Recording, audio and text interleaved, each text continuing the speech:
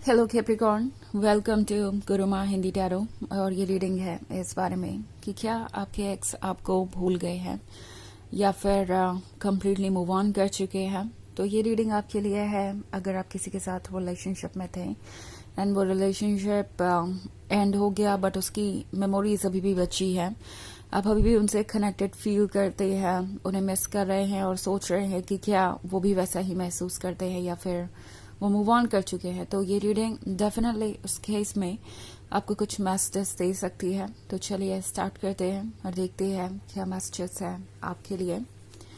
Messages for Capricorn.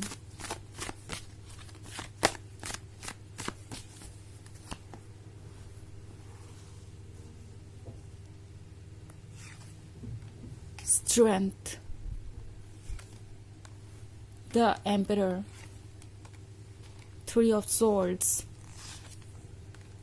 Queen of Pentacles, and Ten of Swords. Okay.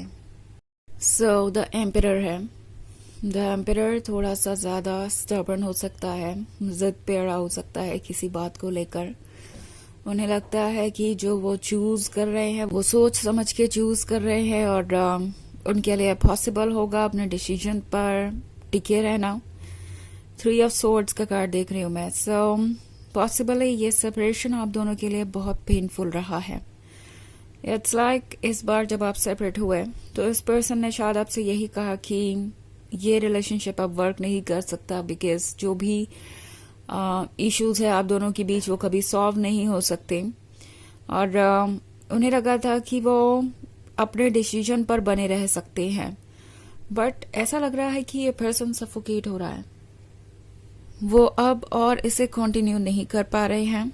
In fact strength का card है तो ऐसा लग रहा है कि लगातार अपने टोज पे है, कुछ भी कर पाना मुश्किल है। और इस सिचुएशन में उन्हें लग रहा है कि कभी भी उनकी फीलिंग्स उन्हें ओवरपावर कर देगी। अगर आप स्ट्रेंथ का कार्ड देखें तो यहाँ जो क्रोकोडाइल आप देख रहे हैं वो इनके स्ट्रॉन्ग इमोशंस को दर्शाता है। ये इमोशंस इतने स्ट्रॉन्ग है कि वो जैसे लगता है इनसे लड़ ही नहीं पा रहे और उन्हें हमेशा ऐसा लग रहा है कि वो कभी भी अपने इमोशंस के कंट्रोल में आ जाएंगे। लाइक इस पर्सन को देखिए, ये पूरी कोशिश कर रहा है कि वो इस क्रोकोडाइल को डिफीट कर सके एंड देन ये जो क्रोकोडाइल है उसे भी पता है कि उसे क्या करना है और उसने अपनी टेल को इनके पैर पे रैप कर लिया है। सो इट्स लाइक ये पर्सन अपने इमोशन से भागने की कोशिश कर रहा है, किसी भी तरीके से अपने आप को कन्विंस कर रहे हैं कि नो, मुझे कैप्रिकॉर्न की याद नहीं आती, कैप्रिकॉर्न इम्पोर्टेंट नहीं है इतने कि मैं इतना ज्यादा उनके लिए परेशान हूं या कुछ भी ऐसा।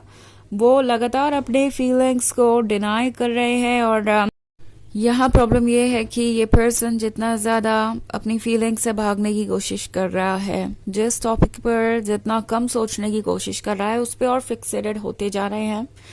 सो इट्स लाइक जब भी ये सोच रहे हैं कि मुझे नहीं सोचना कैप्रिकॉर्न के बारे में, उस मोमेंट में भी तो वो कैप्रिकॉर्न के ही बारे में सोच रहे हैं और लगातार उनकी विल पावर ड्रेन हो रही है।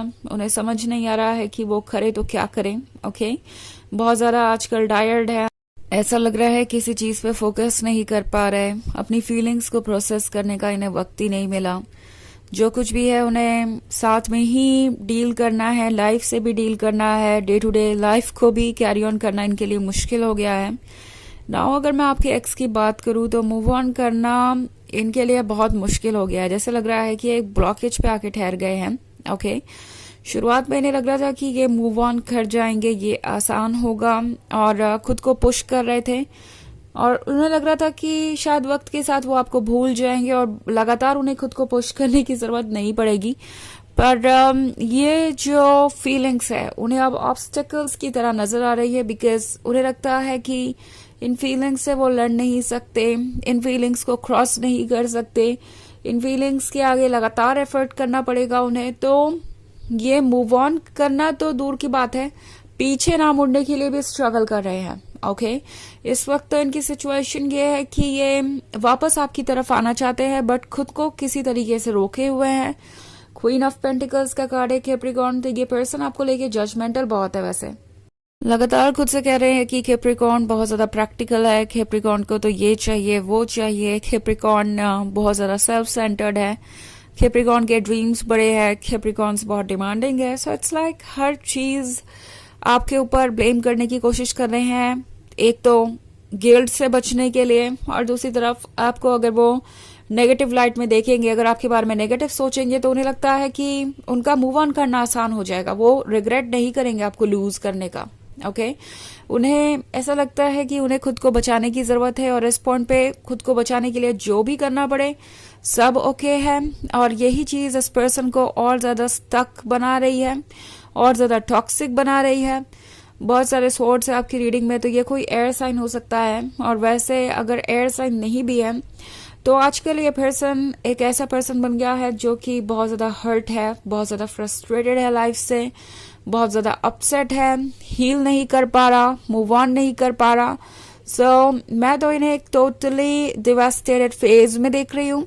ऐसा लग रहा है कि इनकी सिचुएशन आपसे भी ज्यादा खराब है जब बात आती है एक दूसरे को भूलने की।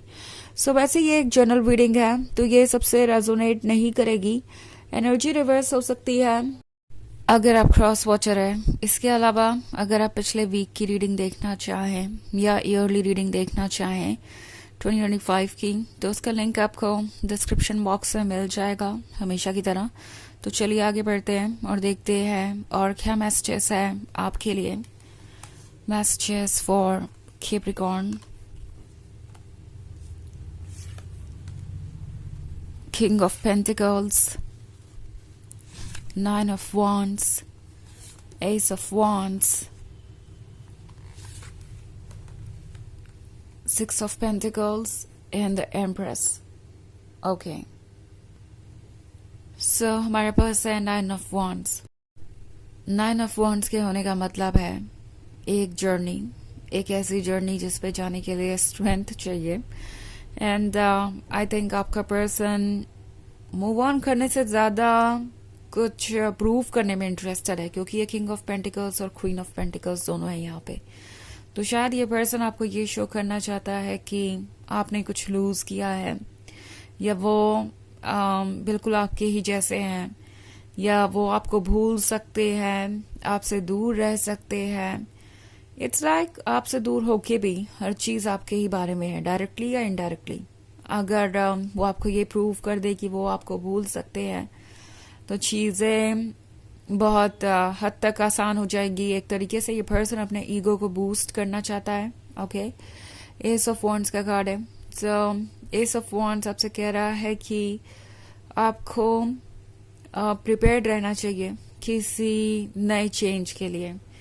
एस ऑफ वॉन्ड्स इस पर्सन के रियलाइजेशन को दर्शा रहा है। उन्हें जाकर आपसे दूर जाकर ऐसा लग रहा है कि कुछ भी ओके नहीं है। इनफैक्ट सिक्स ऑफ पेंटिकल्स के साथ इस पर्सन को आपकी मदद चाहिए।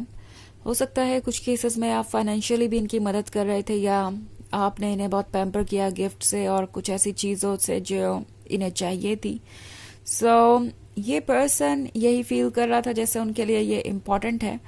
बट अब सिचुएशन जब बदल गई है, तो ये पर्सन ये समझ गया है कि द एम्प्रेस उतनी भी सिंपल नहीं है जितनी की नजर आती है। द एम्प्रेस गॉर्जियस है, अनकंडीशनल लवर है, उसकी ऐसा लवर कोई और हो नहीं सकता।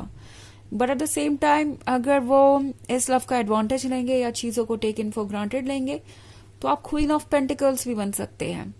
सो ऐसा लगता है कि ये पर्सन मूव ऑन करने से ज्यादा इंटरेस्टेड है किसी तरीके का रिवेंज लेने में। रिवेंज नॉट लाइक आपको हर्ट करके, बट आपको कुछ प्रूव करना चाहते हैं, जैसे कि वो बेहतर हैं आपसे, या वो मूव ऑन कर सकते हैं, आपसे दूर रह सकते हैं। जबकि ट्रूथ ये है कि इस पर्सन को लग रहा है आपके सपोर्ट के बिना उनकी लाइफ जैसे बिखर गई है, उन्हें आपकी मदद चाहिए ही चाहिए। ओके तो चलिए देखते हैं आपके लिए ऑरेकल मैसेज क्या है।